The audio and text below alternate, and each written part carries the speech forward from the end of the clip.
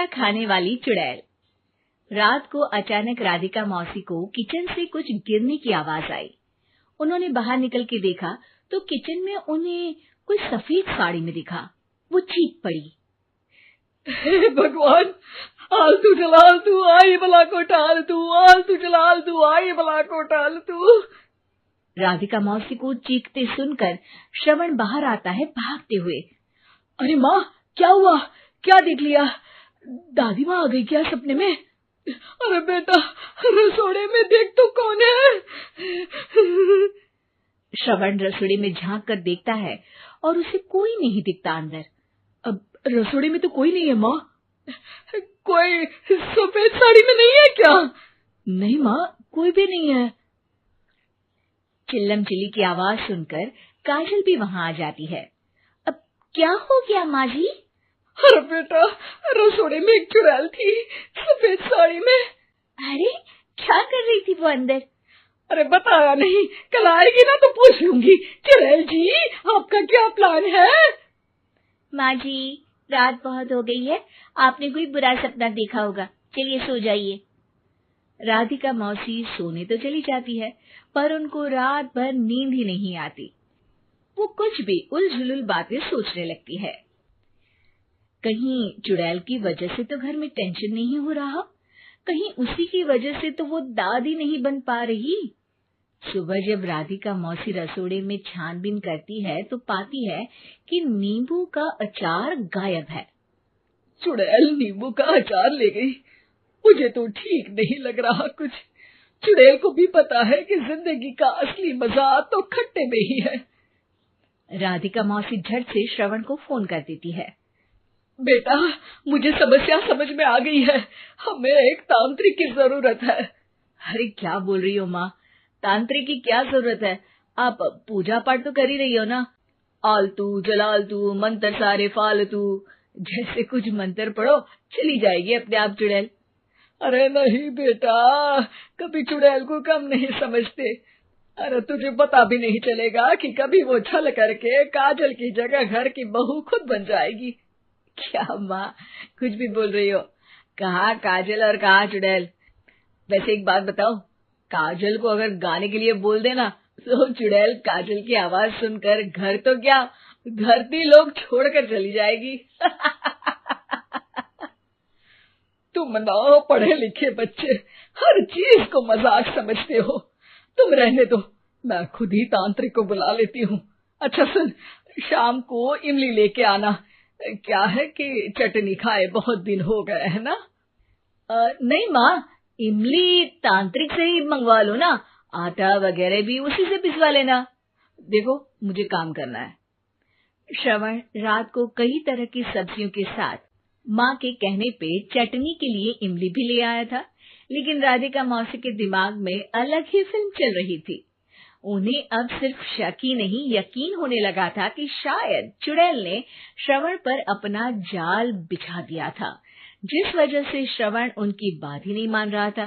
पर कोई नहीं, आने वाली रात में राधिका मौसी खुद तैयार हो गई चुड़ैल को पकड़ने के लिए।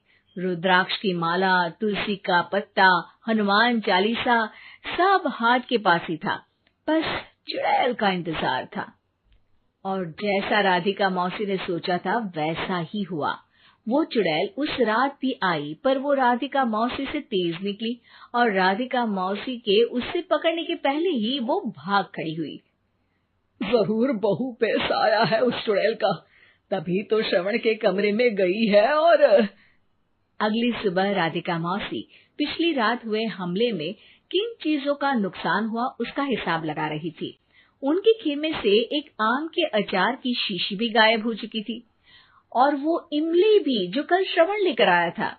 राधिका मौसी इस बारे में सोच ही रही थी कि श्रवण जल्दी से रसोड़े में आकर दवाइयों की पोटली ढूंढने लगता है। अरे बेटा, क्या हो गया? अब माँ, वो काजल की तबीयत खराब है, बहुत घबराहट हो रही है उसे। हे भगवान, मैंने पहले ही कहा था कि तांत्रिक को बुला लेते हैं, पर नहीं। अब देखो, उस चुड़ैल ने काजल को अपने वश में करना शुरू भी कर दिया है। हालांकि श्रवण भूतों में विश्वास नहीं करता था, पर अब वो भी डर जाता है और राजी हो जाता है एक तांत्रिक को बुलाने के लिए। कुछ ही घंटों में तांत्रिक आ जाते हैं और राधिका मौसी तांत्रिक जी को सब बता देती है। घोर संकट, घनघोर संकट, चुड़ैल को मारू जोर चाकट, ओम भट स्वाहा खटखा के आहा। अरे ये क्या मंत्र है? मेरे खुद के ओरिजिनल मंत्र है, कल रात को ही लिखे हैं, अच्छे लगे तो दाद चाहूंगा। एक और मंत्र सुनो, अर्ज किया है आब्राकडाब्रा, दिल्ली बम्बई आगरा, चंदा मामा सोरले सुरन मामू जारा। ये मंत्र है? अरे कोई 40 वालीसा पढ़ो ना। वक्त कम है, 40 नहीं पड़ेंगे, 20-25 में काम चलाना पड़ेगा। अलक निरंजन जाके लंदन, मुफ्त का मंजान घिस मेरे नंदन। अरे जल्दी करो तांत्रिक जी, जल्दी करो। तांत्रिक अपने उल झलूल मंत्र पढ़ने लगता है। श्रवण को तांत्रिक पे शक होता है। वो अपने एक डॉक्टर दोस्त को कॉल कर देता है ताकि कोई अनहोनी हो तो इमरजेंसी में चीजें मैनेज हो जाए। तांत्रिक धुनी रमाता है, जिसकी वजह से कमरे में काफी धुआं हो जाता है और जिसकी वजह से बहू की घबराहट बढ़ जाती है। अब भागेगी चुड़ैल। हाँ। बहू खांसते हुए धुएं से बचने के लिए बाहर चली जाती है। अरे भाग रही है, भाग रही है। पीछे पीछे श्रवण भी जाता है। बहू एक सोफे पर बैठ जाती है। तभी डॉक्टर दोस्त आ जाते हैं और श्रवण को पानी लाने के लिए कहते हैं। थोड़े चेकअप के बाद डॉक्टर कहते हैं, मेरे हिसाब से जाप का काम पूरा हो गया है।